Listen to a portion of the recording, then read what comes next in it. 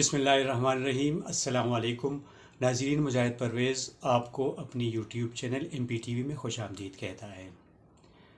जिस तरह नवंबर का महीना अख्ताम की तरफ गामज़न है, लेकिन दर्ज हरारत में दिन ब दिन कमी होती जा रही है, ठंड में इजाफ़ा हो रहा है। लेकिन दूसरी जानिब अगर हम नज़र डालें तो मुल्क की सियासत की दर्ज हरारत में दिन ब दिन इजाफ़ा हो रहा है।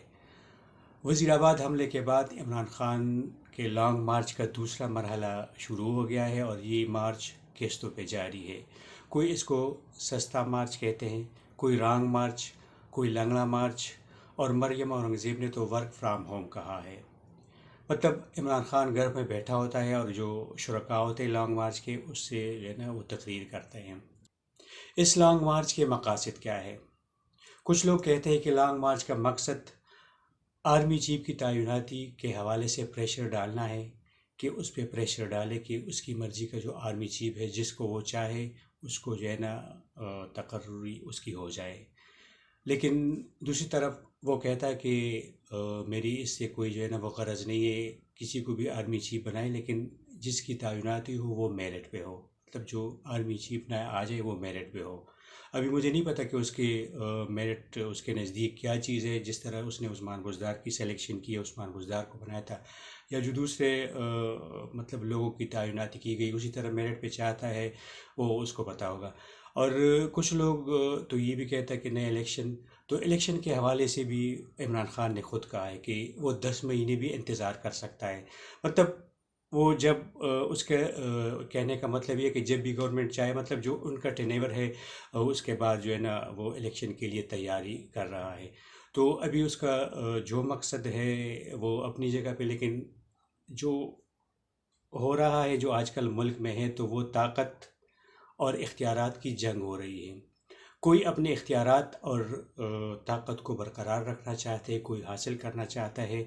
दरमियान में वो गरीब, मुफलिस, नंगे भूखे वो लोग जिंदाबाद और मुर्दाबाद जो नारे लगाते हैं, वो ख्वार हो रहे हैं।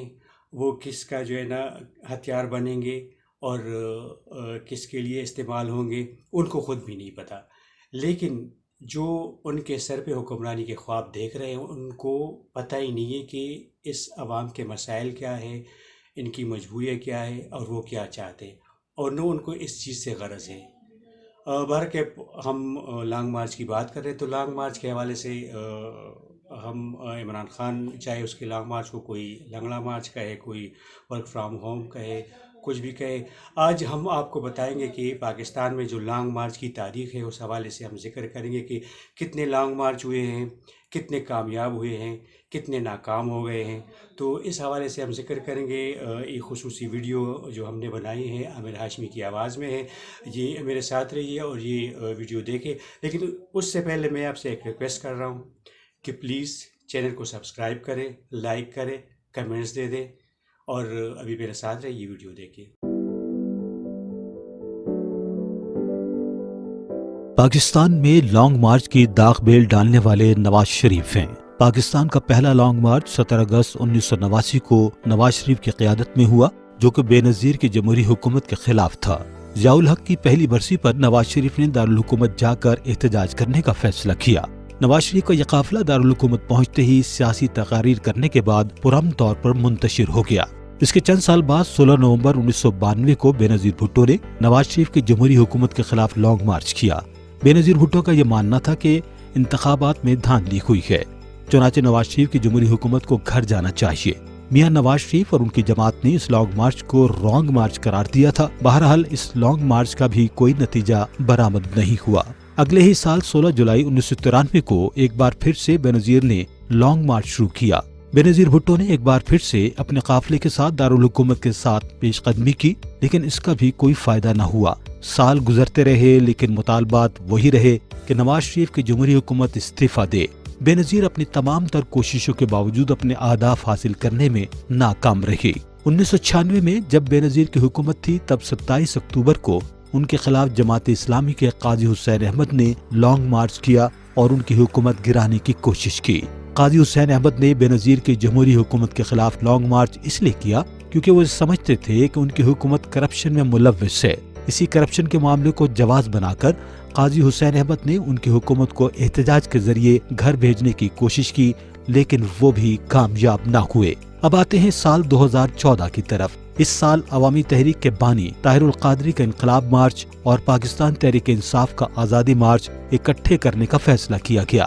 تب عمران خان کا بھی ایک ہی مطالبہ تھا، نواز شریف کی جمہوری حکومت کا خاتمہ کیا جائے۔ اس لانگ مارچ کے حوالے سے کہا جاتا ہے کہ مقتدر حلقوں کے کچھ عناصر جن کا اثر و رسوخ پاکستانی سیاست میں کافی زیادہ تھا، انہوں نے تحریک انصاف کے چیئرمین عمران خان کو تعاون کی یقین دہانی کرائی تھی کہ اگر وہ کثیر تعداد میں عوام کو سڑکوں پر لانے میں کامیاب ہوئے تو حکومت وقت کو چلتا کرنا ان کے لیے آسان ہو جائے گا۔ یہی وجہ تھی کہ عمران خان کئی دفعہ کنٹینر پر کھڑے ہو کر اپنی تقاریر میں امپائر کی انگلی اٹھنے کا ذکر کرتے رہے۔ عمران خان کو لگ رہا تھا کہ جیسے مصر میں مرسی کی جمہوری حکومت کا خاتمہ ہوا تھا، بالکل ویسے ہی مقتدر حلقوں کے کچھ عناصر کی مدد سے وہ اس وقت اقتدار میں موجود نواز شریف کی جمہوری حکومت کو بھی گھر بھیج دیں گے۔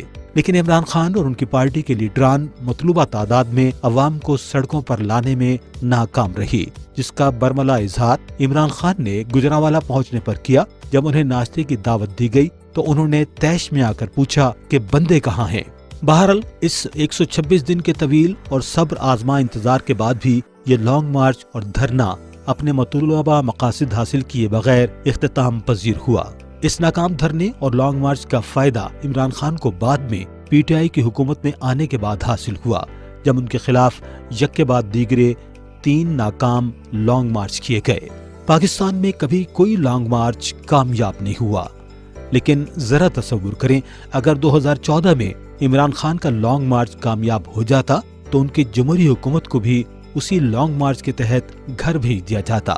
اسی طرح پھر ہر جمہوری حکومت کے خلاف ایک سیاسی جتھا اکٹھا ہوتا اور لانگ مارچ کے ذریعے دارالحکومت پہنچ کر حکومت سے استعفے کا مطالبہ کرتا۔ نہ تو ایسے لانگ مارچ ماضی میں کبھی کامیاب ہوئے اور نہ ہی مستقبل میں ہوں گے۔ خدا نخواستہ اگر لانگ مارچ سے جمہوری حکومت گرانے کی ریت پڑ گئی تو اس سے ملک اور جمہوریت کو بہت نقصان ہوگا۔ اس کا ایک خطرناک پہلو یہ بھی ہے کہ جمہوری حکومتوں کے خلاف مقتدر حلقوں کے کچھ عناصر کو لانگ مارچ کے روپ میں ایک ایسا ہتھیار مل جائے گا جس سے وہ جمہوری حکومتوں کو بلیک میل کر سکیں گے۔ کوئی بھی حکومت ہو اسے صرف جمہوری طریقے سے گرایا جانا چاہیے، جیسا کہ الیکشن یا ووٹ آف نو کانفیڈنس کے ذریعے۔ لہٰذا تمام سیاسی جماعتوں سے بصد احترام التماس ہے کہ ملک میں جمہوری عمل کو پروان چڑھنے دیا جائے تاکہ عوام الناس کے مسائل کو حل کیا جا سکے، اور ایسی کسی بھی غیر جمہوری عمل بشمول لانگ مارچ اور دھرنے کی سیاست کو ہمیشہ کے لیے خیر بات کہا جائے، جس کو نہ پہلے عوام کے مطلوبہ تائید حاصل تھی اور نہ ہی آئندہ حاصل ہوگی۔